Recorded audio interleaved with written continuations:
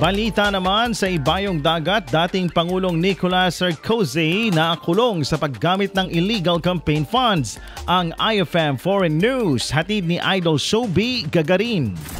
IFM Foreign News.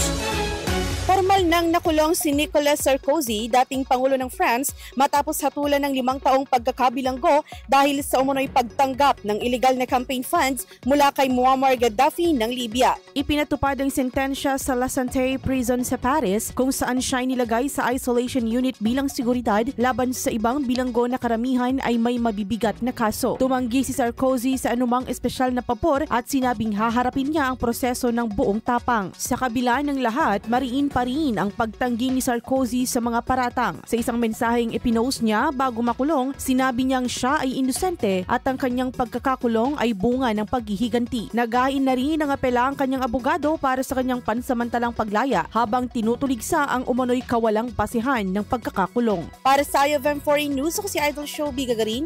Idol! IFM News.